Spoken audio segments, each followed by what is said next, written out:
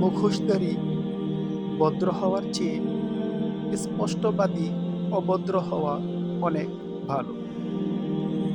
কারণ মুখোশধারী ভদ্র মানুষরা অনেক সময় সমাজে মানুষের সাথে মিশে অন্যের ক্ষতি করে থাকে।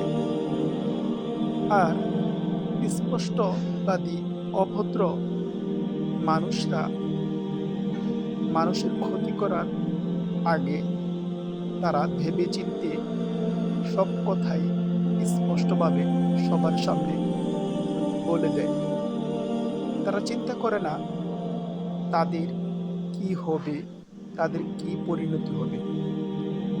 একটু শুনতে খারাপ লাগলেও তারা ভদ্র আর অভদ্র এই কিছু লক্ষ্য করে না। তারা স্পষ্টভাবে সবকিছু বলে দেয়।